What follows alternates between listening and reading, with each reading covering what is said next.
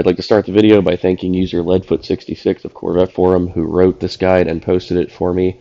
I will be including a link in the description so everybody can get that PDF to follow yourselves. This whole video is just a walkthrough of the steps contained in the guide using the same parts based on what I could find. This video is simply just a walkthrough of the instructions as they were presented using the same parts. If you have any questions, I can try to answer them in the comments, or you can shoot him an email. He's very helpful. And you can also make suggestions in the comments if you feel that there's a better way to do any of this or anything that you would do differently. The parts list is on screen right now. I highly recommend you read the guide and or watch this whole video before you start the project because it does involve epoxy and is a pretty permanent modification to your license plate cover, although it is on the back, so not everyone can see it, but epoxy is pretty permanent. So the license plate cover clips in.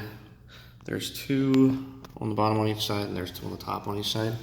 So you want to look for that little slot here. Get a plastic trim removal tool. Don't use a screwdriver. Don't use metal.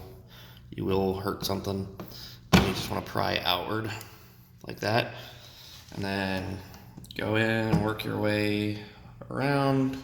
Be careful because when you get the second top piece out, it will fall forward like that. So grab it with your other hand if you're not holding a camera, and then it's off. So we're at the hardware store and we want 8/32 by 3/8 machine screw. So be looking in this drawer at Ace Hardware. And this is what we want. And then we want to go to our nylon insert stop knot drawer. We want 8/32 coarse thread. And for each screw, we want one of these. And so you can see, you're going to put the screw through the countersunk side, not the flat side. And then the license plate is going to go on top of that. And then the nylon lock nut is going to hold it in place.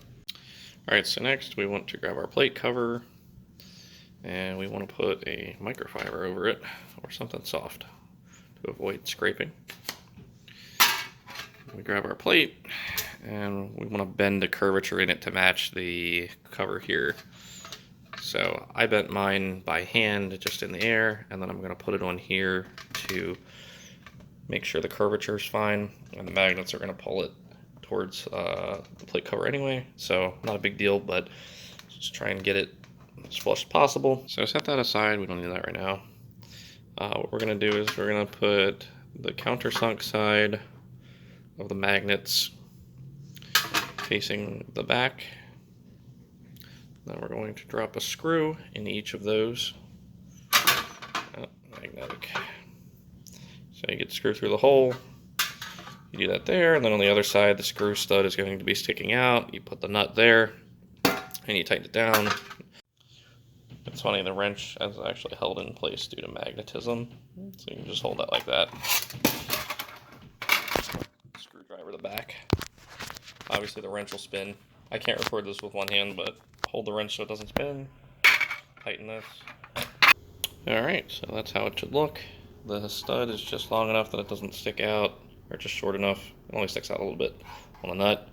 One of these nuts was a 10mm, so I recommend checking all of the hardware you throw into the bag before you leave. But luckily it's still threaded, so I don't have to go back and get another one. Get extras the first time if you don't want to go back, rather. So there you go. Be careful about your tools clanging into these magnets. They're very soft. You can see either the screwdriver or the wrench hit that and chipped it a little bit. Not a big deal, but these will crack if you let them slam into things, including each other.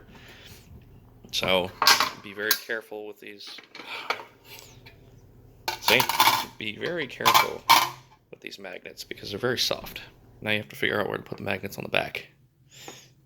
So grab your plate, put a microfiber or something between that and the cover, and then just slap the magnets down gently.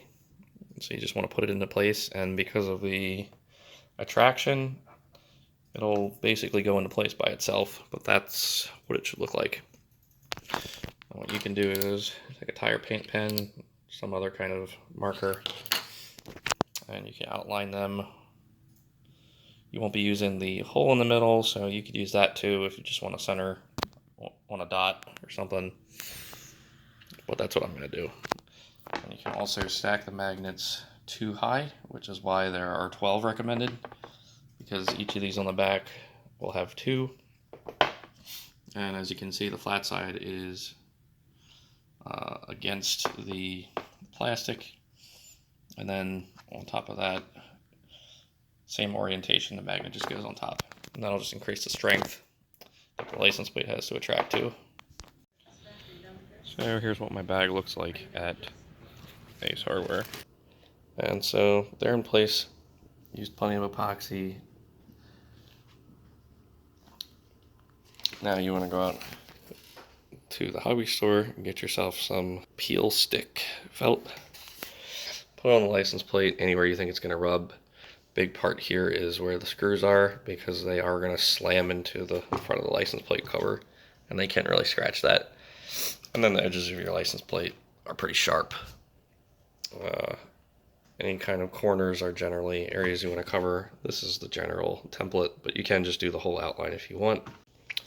And final step, if you are worried about rust, if the coating on these wears off, I kind of covered mine in epoxy, so I probably don't have to worry about that. But you can also just tape off the area or get a drop cloth, wrap it around, and then hit these with some black paint at a couple different angles so that you have an extra layer to protect against rust.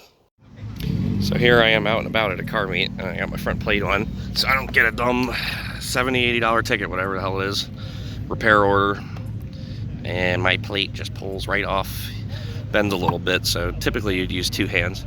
But the felt, it's on the main parts, so it's not gonna knock and scrape, even though my thing's already banged up anyway.